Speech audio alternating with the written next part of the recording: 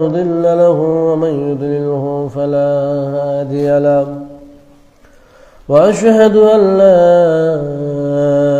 إله إلا الله وحده لا شريك له وأشهد أن محمدا عبده ورسوله الذي أرسله بالحق بشيرا ونذيرا وداعيا إلى الله بإذنه وسراجا منيرا أعوذ بالله من الشيطان الرجيم بسم الله الرحمن الرحيم إنا أنزلناه في ليلة مباركة إنا كنا منذرين فيها يفرق كل أمر حكيم أمرا من عندنا إنا كنا مرسلين. وقال تعالى في موضع آخر إنا أنزلناه في ليلة القدر وما أدراك ما ليلة القدر ليلة القدر خير من 1000 شهر تنزل الملائكة والروح فيها بإذن ربهم من كل أمر سلام هي حتى مطلع الفجر. وقال النبي صلى الله عليه وسلم من يقم ليلة القدر إيمانا واحتسابا غفر له ما تقدم من ذنبه. উপস্থিত সম্মানিত মুসল্লিবৃন্দ, আমরা প্রথমেই আল্লাহ রাব্বুল আলামিনের শুকরিয়া আদায় করি যে আল্লাহ রাব্বুল আলামিন আমাদেরকে পর্যন্ত 15টি সিয়াম পালন করার তৌফিক দান করেছেন। আলহামদুলিল্লাহি রাব্বিল আলামিন। আল্লাহ রাব্বুল আলামিন যে সিয়ামের প্রতিদান নিজ হাতে দেবেন, যে সিয়াম পালনকারীর মুখে দুর্গন্ধটাও আল্লাহর কাছে মিসকে আম্বারের থেকে উত্তম শ্রেষ্ঠ, সেই সিয়াম পালন করার সুযোগ পেয়েছি। আল্লাহ আমাদেরকে সুযোগ দিয়েছেন। পৃথিবীতে বহু মানুষ আছে, ইহুদি, খ্রিস্টান, মুশরিক, ওরা কিন্তু এই সিয়াম পালন করে না। এই মর্যাদা থেকে তারা বঞ্চিত। আল্লাহ আমাদের সুযোগ করে দিয়েছেন যেন আমরা আল্লাহর আবারও প্রশংসা করি। আলহামদুলিল্লাহ রাব্বিল আলামিন।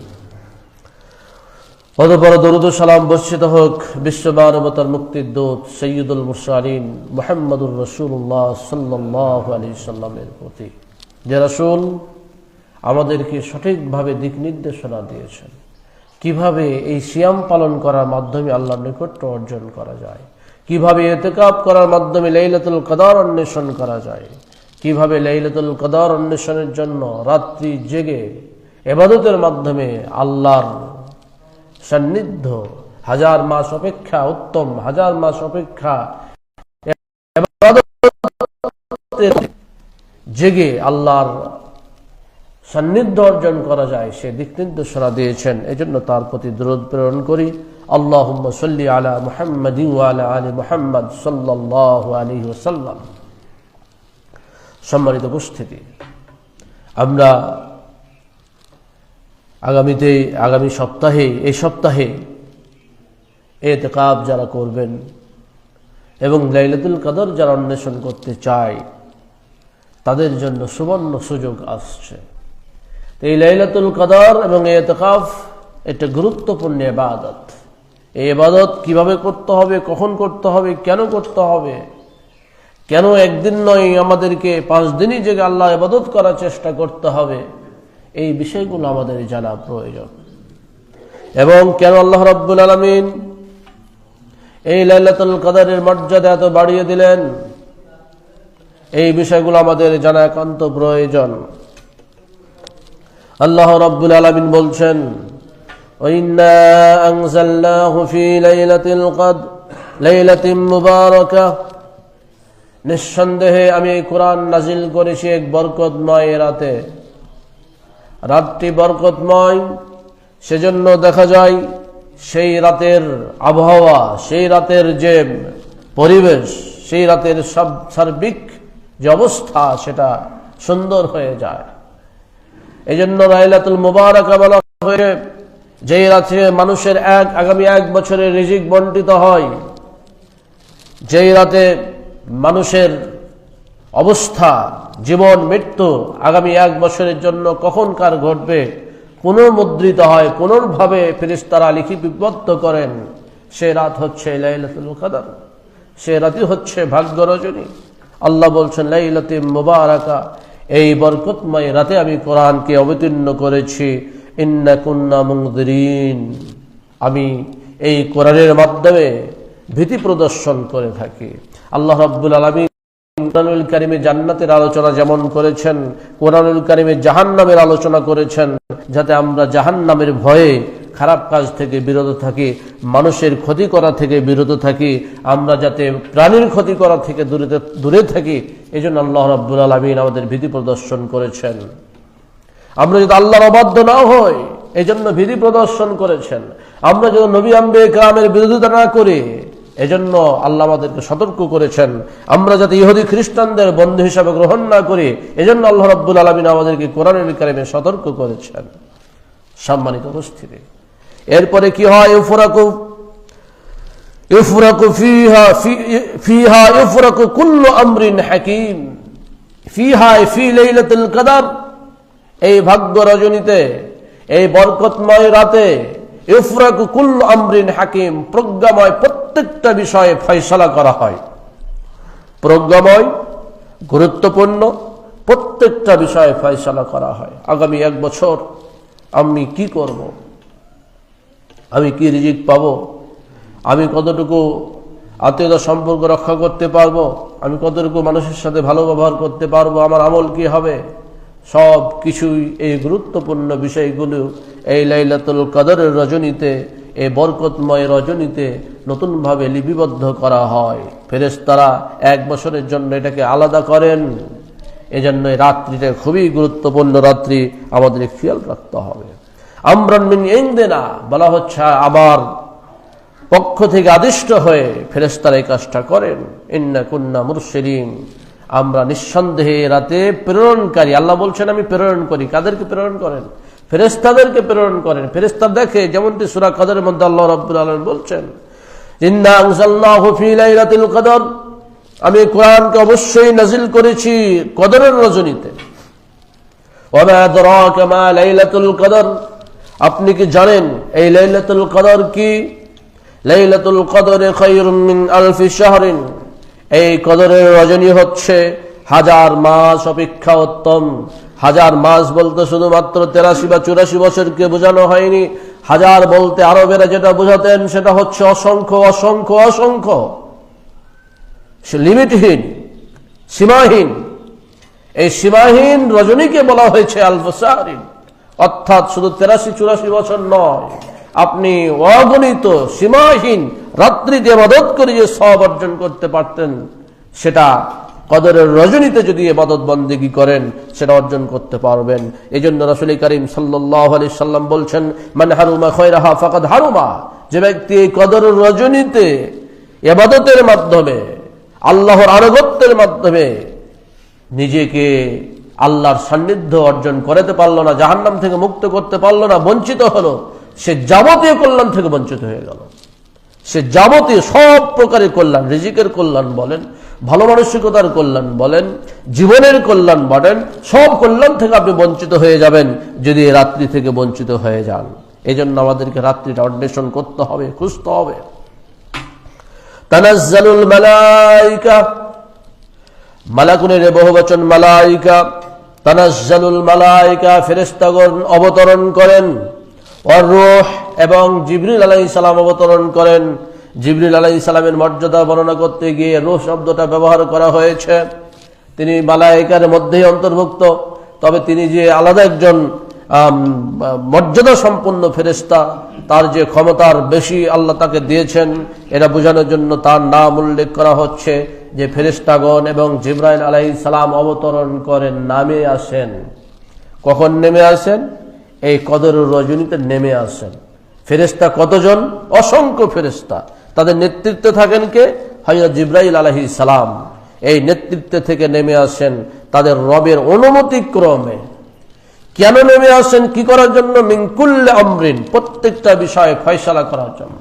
প্রত্যেকটা বিষয়ে, যেমনটা ইতিপূর্বে বললাম, এই বরকতময় রাতে ইফরাকু কুল্লু আমরিন হাকিম, প্রজ্ঞাময় প্রত্যেকটা বিষয় ফয়সালা করা।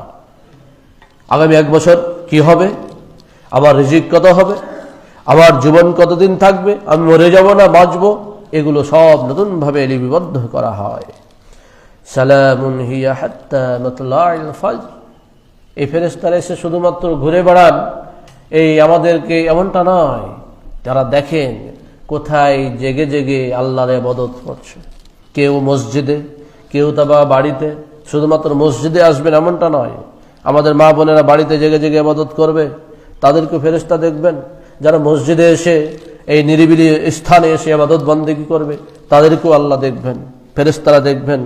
সালাম দিবেন, সালাম শান্তির জন্য দোয়া করবেন। সালামুন সালামুন, এই শান্তি আর শান্তি বলতে থাকবেন। হিয়া হাত্তা মাতলাইল ফজর, এটা চলতে থাকবে ফজর উদয় না হওয়া পর্যন্ত, ফজরের আজানের পূর্ব পর্যন্ত ফেরেশতারা এভাবে পৃথিবী ব্যাপী ঘুরে বেড়ে দেখাবেন। এখন কথা হলো, আমাদের সাথে তো ফেরেশতা আছেন, সর্বাবস্থায় থাকেন, তাহলে আবার ফেরেশতা আসার প্রয়োজন কেন? বিশেষ মর্যাদা দেওয়ার জন্য। যারা আমাদের সাথে আছেন তারা তো লিপিবদ্ধ করবেনই। এই ফেরেশতারা আকাশ থেকে বিশেষ মর্যাদা নিয়ে আসবেন আল্লাহর পক্ষ থেকে, বিশেষভাবে রিপোর্ট প্রদান করবে আমাদের সম্পর্কে। যারা লাইলাতুল কদর অন্বেষণ করবে, যারা রাত্রে জেগে জেগে কোরআন তেলাওয়াত করবে, যারা রাত্রে সালাতুল লাইল, রাতের সালাত আদায় করবে, যারা রাত্রে তাসবিহ তাহলিল পাঠ করবে, যারা রাত্রে আল্লাহর কাছে 2 হাত তুলে কান্নার স্বরে দোয়া করবে, যারা সিজদায় গিয়ে তাদের চোখের পানি দিয়ে যায় নামাজ ভেজাবে, তাদের জন্য বিশেষভাবে ফেরেশতারা আসবেন তাদের দেখার জন্য। এই মর্যাদা পেতে হলে আমাদেরকে রাত্রি জাগরণ করতে হবে। এই সম্মান পেতে হলে আমাদেরকে রাত্রে জেগে আল্লাহর ইবাদত করতে হবে। আপনি যেইভাবে, যেই সুযোগে আপনি যে ইবাদত করতে পারেন সেটাই করবেন। কেউ কোরআন তেলাওয়াত করবে, কেউ তাসবিহ তাহলিল পাঠ করবে, কেউ দোয়া করবে, কেউ নফল সালাত আদায় করবে। এভাবে সারা রাত্রিটাকে জেগে জেগে আল্লাহর কাছে চেয়ে ইবাদত করে অতিবাহিত করতে হবে। এটাই হচ্ছে লাইলাতুল কদর অন্বেষণের করণীয়। সম্মানিত উপস্থিতি, এই জন্য রাসূল করিম সাল্লাল্লাহু আলাইহি সাল্লাম বলছেন, মাইয়াকুম লাইলাতুল কদর ঈমানান ওয়া ইহতিসাবান, যে ব্যক্তি লাইলাতুল কদর তথা এই কদরের রজনীতে জাগ্রত হলো, সালাতুল লাইল পড়লো, কিয়ামুল লাইল আদায় করলো ঈমান এবং ইহতিসাবের সাথে, নেকির আশায়, ঈমান দীপ্ত মনোবল নিয়ে, গুফিরা লাহু মা তাকাদ্দামা মিন জামবিহি, আল্লাহর নবী বলছেন তার পূর্বের গুনাহসমূহ ক্ষমা করে দেওয়া হবে। এই লাইলাতুল কদর কখন আপনি অন্বেষণ করবেন? পুরো রমজানে নাকি শেষ দশকে? আল্লাহ রাসূল কিন্তু পুরো রমজানে প্রথম অন্বেষণ করেছিলেন। অন্বেষণ করতে করতে এক পর্যায়ে তিনি বুঝতে পারলেন, আল্লাহর কাছ থেকে ওহী প্রাপ্ত হলেন, যেটা প্রথম দশকেও নয়, এটা দ্বিতীয় দশকেও নয়, বলে যেটা শেষ দশকে। এই জন্য আল্লাহর নবী বললেন, তাহাররাউ লাইলাতুল কদরে, তোমরা লাইলাতুল কদরকে অন্বেষণ করতে থাকো, ফিল আশরিল আওয়াখির মিন রমাদান, রমজান মাসের শেষ দশকে তোমরা লাইলাতুল কদরকে অন্বেষণ করতে থাকো। তার কাছে সেটাও বিজোড় রাত্রি করতে হবে, পরে আরো পরে ক্লিয়ার হয়েছে। আবু হুরায়রা রাদিয়াল্লাহু তাআলা আনহু বলছেন, আল্লাহর নবী বলেছেন, উরিতু লাইলাতুল কদরে সুম্মা আইকাদানি বাদু আহলি, আমাকে লাইলাতুল কদর কোন রাতে হবে সেটা দেখানো হয়েছিল, স্বপ্নের মাধ্যমে আমি জানতে পেরেছিলাম, কিন্তু আমার একজন স্ত্রী আমাকে জাগ্রত করলো, জাগিয়ে দিল, ফানুসিতু, আমি ভুলে গেলাম, ফালতামিসুহা ফিল আশরিল আওয়াখির, অতএব তোমরা সেটা শেষ দশকের অন্বেষণ করতে থাকো। যেমন একটি হাদিসের মধ্যে এসেছে, আল্লাহর নবী বলছেন, ইন্না নাসান মিনকুম কাদ উরু আন্নাহা ফি সাবিল আউয়াল, তোমাদের মধ্যে কিছু লোক আছে যারা এটাকে প্রথম 7 দিনে মনে করে, আবার কেউ মনে করে এটা যখন 7 দিন চলে যায় তখন মনে করে, অর্থাৎ 23 কেউ মনে করে, কেউ 27 মনে করে। ফালতামিসুহা ফিল আশরিল আওয়াখির, তোমরা এটাকে শেষ দশকে অন্বেষণ করতে থাকো। আল্লাহর রাসূল আরো ক্লিয়ার করে বলে দিলেন যে তাহান্নায়ু লাইলাতুল কদর ফিল আশরিল আওয়াখির, শেষ দশকে তোমরা লাইলাতুল কদরকে অন্বেষণ করতে থাকো। সম্মানিত উপস্থিতি, রাসূল করিম সাল্লাল্লাহু আলাইহি সাল্লাম তখন বেতনের কথা বলেন না যে বিজয়ের রাত্রিতে করতে হবে, তখনও কিন্তু বলছেন শেষ দশকে তোমরা লাইলাতুল কদর অন্বেষণ করো। পরবর্তীতে যখন তিনি জানতে পারলেন লাইলাতুল কদর হয় 21 হবে, আর না হলে 27 হবে, না হয় 23 হবে, না হয় 25 হবে, অথবা 29 হবে, এটাও যখন নির্দিষ্টভাবে বলতে পারেননি, তখন শুধুমাত্র বিজয়ের কথা বলেছেন যে বিজয়ের রজনীগুলোতে অন্বেষণ করো। এজন্য হাদিসে এসেছে, হযরত আয়েশা রাদিয়াল্লাহু তাআলা আনহা বর্ণনা করছেন, রাসূল করিম সাল্লাল্লাহু আলাইহি ওয়াসাল্লাম বলেছেন, তাহাররু লাইলাতুল কদর ফিল বিত্র মিন আশরিল আওয়াখির মিন রমাদান, রমজান মাসের শেষ দশকের বিজয়ের রজনীতে অন্বেষণ করো। তাহলে প্রথমে পুরো রমজান অন্বেষণ করলেন, তারপরে শেষ দশকে অন্বেষণ করলেন, জোর বিজয় নয়, শেষ দশকে অন্বেষণ করলেন, তারপরে আসলেন বিজয়ের রজনীগুলোতে। বিজয় মানে বিজয়কে আবার এক এক সময় এক একভাবে খাস করা হয়েছে। কোন সময় 21-এর গুরুত্ব বর্ণনা করা হয়েছে, কোন সময় 23-এর গুরুত্ব বর্ণনা করা হয়েছে, কোন সময় 25-এর গুরুত্ব বর্ণিত হয়েছে, কোন সময় 27-এর গুরুত্ব বেশি বর্ণিত হয়েছে, কোন সময় আবার 29তম রাতেরও গুরুত্ব বর্ণনা করা হয়েছে। বিভিন্ন হাদিসে বিভিন্ন বর্ণনায় এই কথাগুলো এসেছে। যেমন একটি হাদিসের মধ্যে এসেছে, রাসূল করিম সাল্লাল্লাহু আলাইহি সাল্লাম বলছেন, ইলতামিসুহা ফিল আশরিল আওয়াখির মিন রমাদান, রমজান মাসের শেষ দশকে তোমরা অন্বেষণ করতে থাকো। লাইলাতুল কদর ফি তাসিয়াতিন তাবকা, যখন 9 দিন বাকি থাকে অর্থাৎ 21তম রাতে, যখন 7 দিন বাকি থাকে অর্থাৎ 23তম রাতে, যখন 5 দিন বাকি থাকে অর্থাৎ 25তম রাতে তোমরা লাইলাতুল কদর অন্বেষণ করো। ধীরে ধীরে স্পেসিফিক হয়ে যাচ্ছে। এখানে আল্লাহ রাসূল 27 আর 29 বললেন না, বললেন 21, 23, 25। অন্য হাদিসে আবার বলছেন যে হিয়া ফিল আশরি, হিয়া ফি 90 আমদাইনা আও ফি 70 আমকাইন, 7 দিন বাকি থাকবে তখন, অথবা 9 দিন বাকি থাকবে তখন। তো উবাদা ইবনে সামিত রাদিয়াল্লাহু তাআলা আনহু একটা বর্ণনা করছেন যে খারাজান নবী সাল্লাল্লাহু আলাইহি সাল্লাম ইউখবিরুনা বি লাইলাতুল কদর, আল্লাহ রাসূল আমাদেরকে একদিন একবার স্পেসিফিক ভাবে কোন দিন লাইলাতুল কদর হবে এটা বলার জন্য তিনি বের হয়েছেন। একবার দৃঢ় প্রতিজ্ঞ নিয়ে যে আমি আমার সাহাবায়ে কেরামকে বলে দেব কোন দিন লাইলাতুল কদর হবে, ওই দিনে তারা রাত্রি জেগে জেগে ইবাদত বন্দি করবে আর লাইলাতুল কদর পেয়ে যাবে। বলে পাতালাহা রাজুলান মিনাল মুসলিমিন, দুইজন মানুষ ঝগড়া শুরু করে দিল। দুইজন মানুষ, আল্লাহ রাসূল যে রাস্তা দিয়ে যাচ্ছিলেন দেখলেন দুইজন মানুষ পরপরে ঝগড়া শুরু করে দিয়েছে, চিৎকার চেঁচামেচি শুরু করে দিয়েছে। আল্লাহর নবী বলছেন, খারাজতু লিউখবিরাকুম বিলাইলাতিল কদর, আমি তোমাদেরকে লাইলাতুল কদর সম্পর্কে সংবাদ দেওয়ার জন্য বের হলাম। ফাতালাহা ফুলানুন ওয়া ফুলানুন, কিন্তু অমুক এবং অমুক ঝগড়া শুরু করে দিল। ফারুফিয়াত, আমার কাছ থেকে উঠিয়ে নিল। তাহলে যে দুইজন ব্যক্তি ঝগড়ায় লিপ্ত হয়েছিল তারা কত না দুর্ভাগা। এই দুর্ভাগা ব্যক্তিদের কারণে লাইলাতুল কদরকে উঠিয়ে নেওয়া হয়েছে। ওয়া আসা আইয়াকুনা খায়রাল লাকুম, তবে আল্লাহ রাসূল বলছেন তোমাদের জন্য হয়তো এর মধ্যেই কল্যাণ রয়েছে।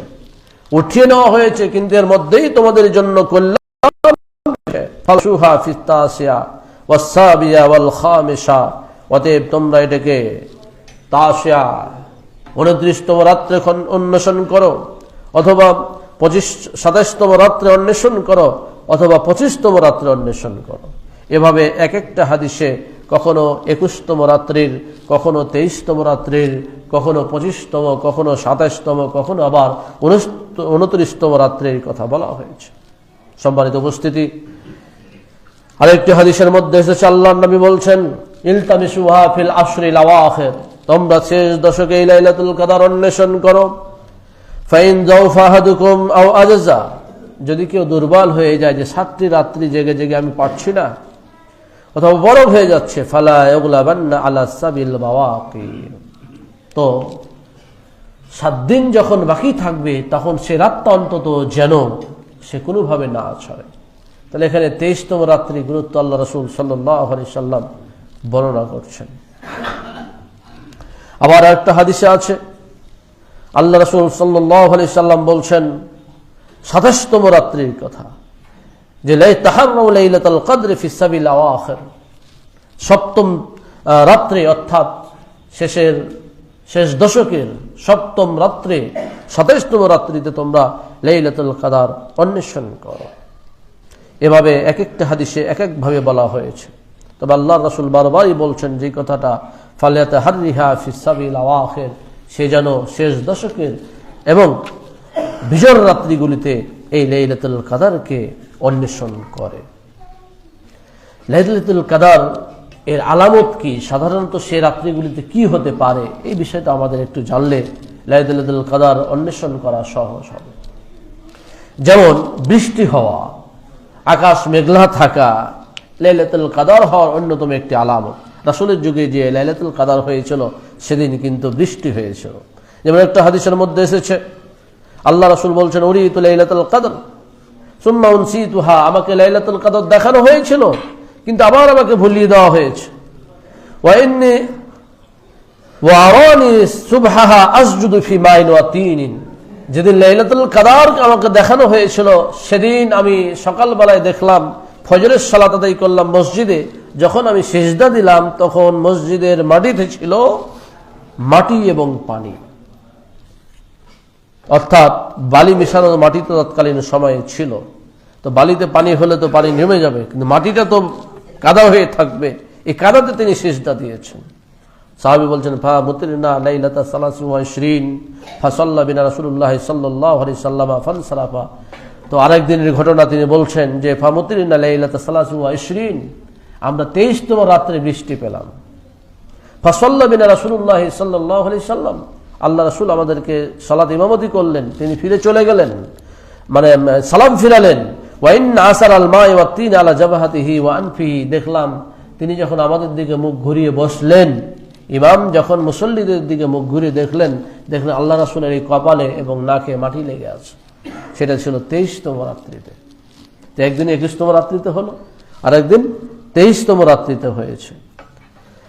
তো সে সমাধান কি আমরা শেষে বলবো। আর একটা হাদিসের মধ্যে এসেছে উবাই ইবনে কাব রাদিয়াল্লাহু তাআলা আনহু বলছেন যে ক্বালা উবাই ফি লাইলাতুল কদর, তার ছেলে উবাই বলতে যে আমার পিতা কাব বলছেন যে আল্লাহি ইন্নী লাআলামুহা ওয়া আকসারু ইলমি হিয়া লাইলাতুল্লাতী আমারানা রাসূলুল্লাহ সাল্লাল্লাহু আলাইহি সাল্লাম বিকিয়ামিহা, তিনি দৃঢ়তার সাথে বলছে আমি সেটা জানি এবং আমার যা ইলম রয়েছে তা প্রমাণ করে যে সে কোন রাত্রিটা লাইলাতুল কদর হবে, যে রাসূল সাল্লাল্লাহু আলাইহি সাল্লাম আমাদেরকে কিয়ামুল লাইল করতে নির্দেশ দিয়েছিলেন। হিয়া লাইলাতুল 27, সে রাত্রি ছিল 27তম রাত্রি। ওভারঅল যদি আমরা গবেষণা করে দেখি যে এখানে যতগুলো হাদিস আছে, যত হাদিস বর্ণিত হয়েছে গুরুত্বের ব্যাপারে এবং চিহ্নের ব্যাপারে, কোন দিন হতে পারে, লাইলাতুল কদর দেখা যাচ্ছে 21তমের কথা বলা হয়েছে, 23-এর কথাও বলা হয়েছে, 25, 27, 29ও বলা হয়েছে, কিন্তু সবচেয়ে যেটা বেশি বলা হয়েছে সেটা 27তম রজনীর কথা বেশি হাদিসে বলা হয়েছে। এজন্য আমাদের দেশে শুধু 27তম পালন করে। তবে আমরা তো সবগুলোই পালন করব, আমাদের চেষ্টা থাকতে হবে 5 দিনই পালন করার।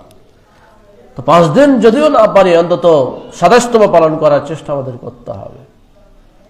কারণটা হলো কি, যে এই যে লাইলাতুল কদর এমন হতে পারে, শাইখুল ইসলাম ইবনে তাইমিয়া রাহমাতুল্লাহ আলাইহি নাম শুনেছেন, উনি একজন খুব ভালো মানের বিজ্ঞানী, সালাফি বিদ্বান ছিলেন। তো উনি যে কথাটি বলছেন যে হতে পারে লাইলাতুল কদর এক এক বছর এক এক রাতে হয়ে থাকে। রাসূলের যে হাদিস সেটা প্রমাণ করছে, কারণ রাসূল হাদিসে কোনো সময় 21তমের গুরুত্ব পাওয়া যাচ্ছে, কোনো সময় 23তমের গুরুত্ব পাওয়া যাচ্ছে, কোনো সময় 27, আবার 29 বা 25তমের গুরুত্ব পাওয়া যাচ্ছে। এক এক হাদিস এক এক রকম।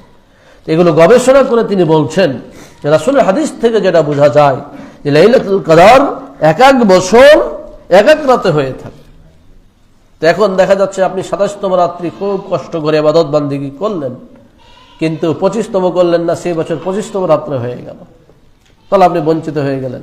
আর মান হারুমা খায়রাহা, যে এর থেকে বঞ্চিত হবে, এর কল্যাণ থেকে বঞ্চিত হবে, সে যাবতীয় কল্যাণ থেকে বঞ্চিত হয়ে যাবে। এজন্য আমাদের এই 5টি রাতেই ইবাদত, বন্দেগী, কোরআন তেলাওয়াত, সালাতুল লাইল, তাসবিহ, তাহলিল, দোয়া করতে হবে। আমরা দোয়া করার ক্ষেত্রে কৃপণ হয়ে গেছি, আমরা হাত তুলে দোয়া করতেই চাই না। আমরা বলেছি জামাতবদ্ধভাবে দোয়া করা বিদআত, হাত তুলে। কিন্তু আপনি যখন একাকী দোয়া করবেন, কেউ কি বলেছে যে হাত তোলা যাবে না? আপনি যখন একাকী দোয়া করবেন অবশ্যই হাত তুলে দোয়া করবেন। আল্লাহ রাব্বুল আলামিন এই হাতটাকে খালিভাবে শূন্য হস্তে ফিরিয়ে দিতে লজ্জাবোধ করেন। আল্লাহ লজ্জাবোধ করেন, তাহলে আমার আপনার লজ্জায় কেন হাত তুলতে? আল্লাহর ফিরিয়ে দিতে লজ্জাবোধ করেন, তাহলে আমাদের হাত তুলতে লজ্জা করলে তো হবে না, হাত তুলতে হবে, হাত তুলে চাইতে হবে। একজন ফকির মিসকিন আছে আপনার কাছে, হাত তুলে চায় না, হাত বাড়িয়ে চাই কিনা? তা আপনি আল্লাহর কাছে চাইবেন, যিনি দিবেন। একজন ফকির আপনার কাছে হাত পাতে, আপনি চাইলে দেন, না চাইলে না দেন, ফকির হাত ফিরিয়ে চলে যায়, শূন্য হাতে চলে যায়। কিন্তু আল্লাহ এমন স্রষ্টা নন যে স্রষ্টা আমাকে আপনাকে হাতটা খালি হাতে ফিরিয়ে দেবেন। হাতটা তুলতে হবে, আল্লাহর কাছে চাইতে হবে। আল্লাহ রাব্বুল আলামিন আমাদের সকলকে তৌফিক দান করুন। আল্লাহু আকবার। সম্মানিত উপস্থিতি, এই লাইলাতুল কদর সাহাবায়ে কেরাম পরস্পর আলোচনা করতেন। তাযাকারানা লাইলাতুল কদর, আবু হুরায়রা বলছেন আমরা পরস্পর লাইলাতুল কদর নিয়ে আলোচনা করছিলাম আল্লাহ রাসূলের পাশে। তো তিনি বললেন, আইয়ুকুম ইয়াযকুরু হিনা তালাল কামার, যে কে তোমাদের মধ্যে আছে যে তালাউল কামার, সূর্য যখন আর চন্দ্র যখন উদয় হয় তখন সম্পর্কে সে আলোচনা করবে। ওয়াহা মিসলো জাফনাতিন, যখন সেটা থালার উপরে থাকে। এই শেষ দিকের কথাই বোঝানো হয়েছে, 29তম দিকের কথা বলা হয়েছে। আই নিসফে কাসাতিন কলা আই লাইলাতি 27, 27তম রাত্রির কথা বলা হয়েছে। হাদিসটার গুরুত্ব আরো বোঝানো হয়েছে। তো যেটা বলছিলাম, আলামত কি হতে পারে? তা আলামতের ব্যাপারে উবাই ইবনে কাব হাদিসটি বর্ণনা করছেন যে আব্দুল্লাহ মাসউদ রাদিয়াল্লাহু তাআলা আনহু একদিন বললেন, মান কামা সানাত আসাবা লাইলাতুল কদর, যে সারা বছর ধরে জেগে জেগে ইবাদত করবে সে লাইলাতুল কদর পাবে। সারা বছরের কথা বলছেন উনি। কি একজন সাহাবী, খুব প্রসিদ্ধ সাহাবী হযরত আব্দুল্লাহ ইবনে মাসউদ বলছেন, যে ব্যক্তি সারা বছর রাত্রি কিয়ামুল লাইল করবে, তাহাজ্জুদ পড়বে, সে ব্যক্তি লাইলাতুল কদর পাবে। তখন উবাই ইবনে কাব রাদিয়াল্লাহু তাআলা বললেন, লা ওয়াল্লাহি, আল্লাহর কসম, আল্লাযী লা ইলাহা ইল্লা হু, যিনি ছাড়া কোনো ইলাহ নেই, ইন্নাহা লাফি রমাদান, সেটা অবশ্যই রমজান মাসে হবে, সারা বছর নয়। ইয়াহলিফু মা ইসতাসনি, ওয়া ওয়াল্লাহি, তিনি আরো কসম করে বলছেন, ইন্নী লা আ'লামু আইয়ু লাইলাতিন হিয়া, আমি এটাও জানি কোন রাত্রে সেটা হবে। হিয়া লাইলাতুল্লাতী আমারানা বিহা রাসূলুল্লাহ সাল্লাল্লাহু আলাইহি ওয়াসাল্লাম বিকিয়ামা, যে রাত্রে ইবাদত করার জন্য, কিয়ামুল লাইল করার জন্য, ইবাদত করার জন্য আল্লাহ রাসূল আমাদেরকে নির্দেশ দিয়েছিলেন, সে রাত্রিটি ছিল 27তম রাত্রি। ওয়া আমারাতুহা, আলামত কি ছিল, কিভাবে আমরা বুঝতে পেরেছিলাম যে এটা লাইলাতুল কদর? আন তাতলুয়া শামসু ফি সাবিহাতি ইয়াউমিহা, সেদিন সকালে সূর্য উদয় হয়েছিল, সূর্যের আলো ছিল, বাট সূর্যের আলোতে তাপ ছিল না। এটা একটা লাইলাতুল কদর যে হয়ে গেল, মানে এটা আমরা জানতে পারবো কখন? চলে যাওয়ার পরে।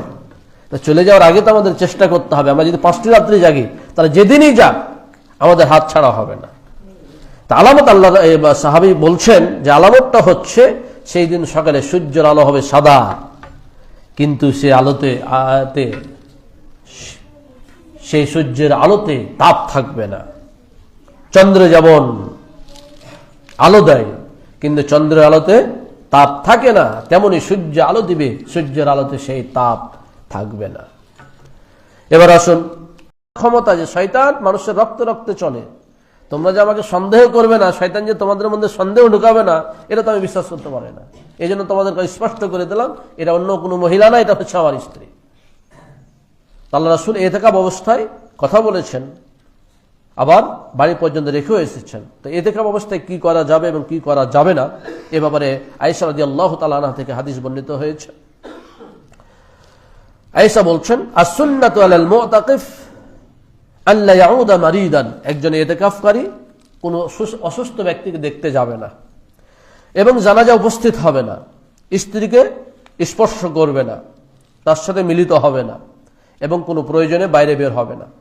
যেটা প্রয়োজন না হলেই না। এখন দেখা যাচ্ছে যেমন একজন পুরুষ মানুষ ইতিকাফে বসেছেন, তার বাড়িতে কোনো ছেলে মানুষ নেই, অথবা মেয়ে মানুষও নেই, তাহলে তার খাদ্য কে দিয়ে যাবে? তখন সে খাদ্য আনার জন্য হয়তো সে যেতে পারে। খাদ্য এনে বাড়িতে থাকবে না, খাদ্য আনার জন্য গিয়ে খাবারটা নিয়ে এসে মসজিদে এসে খাবে, কারণ তার ছেলে নেই, মেয়ে নেই, কেউ খাবারটা নিয়ে আসবে এর সুযোগও নেই। এখন সাহারির সময় কে তাকে সাহারি দিয়ে যাবে? তার স্ত্রী একাই, এক মহিলা মানুষ কি করে আসবে? সে নিজে গিয়ে সাহারির খাদ্যটা নিয়ে এসে মসজিদে এসে খেয়ে এই যে যাতায়াতটা করতে পারে। তাছাড়া অন্যান্য কাজ, বাড়িতে অবস্থান করা, কোনো জানাজায় উপস্থিত হওয়া, কারো রোগীকে দেখতে যাওয়া, এগুলো ইতিকাফ অবস্থায় করবে না। কারণ বাইরে গেলেই তার যে আল্লাহর সাথে যে সান্নিধ্য, আল্লাহর সাথে যে যোগাযোগ, এই যোগাযোগে খাংতে হবে। এই জন্য শরীয়ত এ থেকে নিষেধ করেছে।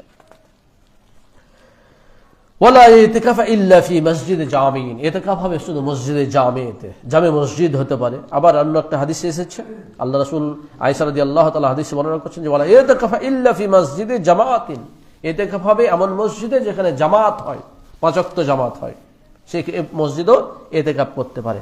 অর্থাৎ জামে মসজিদে যেমন ইতিকাফ করতে পারে, তেমনি ওয়াক্তে মসজিদেও ইতিকাফ করা যাবে। তো রাসূল সাল্লাল্লাহু আলাইহি সাল্লাম তো নিজে ইতিকাফ করতেন, আমরা বললাম তার স্ত্রীগণ করতেন, এখানে স্পষ্ট অনেক হাদিস এসেছে। তো ইতিকাফ আমাদেরকে গুরুত্ব দিতে হবে। রাসূল সাল্লাল্লাহু আলাইহি সাল্লাম এবং তার স্ত্রীরা নিয়মিত ইতিকাফ করতেন। অনুরূপভাবে কেউ যদি নজর মানে যে আমি ইতিকাফ করব আগামী বছর, অথবা এটা হলে আমি ইতিকাফ করব 10 দিন, 1 মাস অথবা 3 দিন, সে নজরের ইতিকাফ করা ওয়াজিব, করতেই হবে। আপনার সাধারণ ইতিকাফ করা হচ্ছে সুন্নাত, ইতিকাফটা অবশ্যই তাকে করতে হবে। সম্মানিত উপস্থিতি, ইতিকাফ এবং লাইলাতুল কদর, এই লাইলাতুল কদরকে পেতে হলে আমাদেরকে ইতিকাফ করার চেষ্টা করতে হবে। আর যদি আমরা ইতিকাফ নাও করতে পারি, অন্তত এই 7 দিন যে বিজয় রাত্রিগুলো আছে, সেই বিজয় রাত্রিগুলিতে আমাদেরকে আল্লাহর ইবাদত বান্দেগী করে কাটানোর চেষ্টা করতে হবে। তো ইতিকাফ স্থানে কখন প্রবেশ করবেন? যারা ইতিকাফ করতে ইচ্ছা করেছেন, নিয়ত করেছেন। আয়েশা রাদিয়াল্লাহু তাআলা আনহা বলছেন, কানা রাসূলুল্লাহ সাল্লাল্লাহু আলাইহি সাল্লাম ইয়াতাকু ফি কুল্লি রমাদান, প্রত্যেক রমজানে তিনি ইতিকাফ করতেন। ওয়া ইযা সাল্লাল গাদাতা দাখালা মাকানাহু আল্লাযী ইতাকাফা ফীহি, এবং 21তম রাত্রি ফজরের সময় তিনি সেই স্থানে প্রবেশ, একবারে চলে যেতেন যেখানে তিনি ইতিকাফ করতেন। আরেকটা হাদিসে এসেছে, তিনি 20তম রজনী বা 20তম সিয়ামের ইফতার করে, যেদিন 20 রমজান হবে, 20 রমজানের ইফতার করে তিনি ইতিকাফ স্থানে প্রবেশ করতেন। কি জন্য? কারণ এই রাত্রি থেকে তো আপনার এই যে লাইলাতুল কদর শুরু হবে, 21তম রাত্রি। তাহলে আপনাকে প্রবেশ করতে হবে কখন? 20 রমজান শেষে ইফতার করে আপনার যে জন্য যে তাবু খাটানো হবে, সেই তাবুর ভিতরে আপনি মাগরিবের সালাত পড়ে ঢুকে যাবেন। ঢুকে যাওয়ার পরে এই যে শুরু হলো আপনার যোগাযোগ আল্লাহর সাথে, ইবাদত শুরু হবে আল্লাহর সাথে। আপনি নফল সালাত আদায় করবেন, কোরআন তেলাওয়াত করবেন। এই সময় আমরা তো ইতিপূর্বে বলেছি যে সাহাবায়ে কেরাম কোরআন তেলাওয়াত করতে করতে এক রাতেই কোরআন তেলাওয়াত করে শেষ করে দিতেন। আবার কেউ সালাত আদায় করতে করতে একবারে রাত শেষ করে দিতেন। তো এক একজন এক এক ইবাদত করতেন। সালাতে কোরআন তেলাওয়াত চলছে, লম্বা তেলাওয়াত, সূরা নিসা শেষ, সূরা বাকারা শেষ। এভাবেই আমাদেরকে ইবাদত করার চেষ্টা করতে হবে। কেউ দোয়া করছেন, কেউ তাসবিহ পাঠ করছেন, কেউ দিন নিয়ে আলোচনা করছেন, এটাও ইবাদতের একটা অন্তর্ভুক্ত। কেউ যদি মনে করে যে না আমরা দিনই আলোচনা করব, ঘুম চলে আসছে, অথবা একটু মনোযোগ আমরা অন্যদিকে নিয়ে যাওয়ার জন্য দিনী বিষয়ে একটু আলোচনা করব, এই দিনী বিষয়ে কয়েকজন একসাথে বসে আলোচনা করবো, এটাও ইবাদত হিসাবে গণ্য হবে। আপনি এভাবে লাইলাতুল কদর অন্বেষণ করতে পারেন। লাইলাতুল কদর নিয়ে একটা আলোচনা শুরু হলো, আপনি সেটাও করতে পারেন। তবে আমাদের দেশে যে কিছু নিয়ম আছে, মানুষ পিকনিক শুরু করে, মানে উৎসব শুরু করে। উৎসবের জন্য আপনার লাইলাতুল কদর নয়, উৎসব নয়, পিকনিক নয়, ইবাদত করতে হবে। সম্মানিত উপস্থিতি, এই জন্য আপনাকে ইতিকাফ করতে হলে এই মাগরিবের সালাত পড়ে আপনি আপনার ইতিকাফ স্থানে প্রবেশ করবেন। এভাবে আল্লাহ রাব্বুল আলামিন আমাদের সকলকে লাইলাতুল কদর অন্বেষণ করার তৌফিক দান করুন, এবং আমাদের মধ্যে আল্লাহ যেন অনেককে ইতিকাফ করার সুযোগ করে দেন। আল্লাহুম্মা আমিন।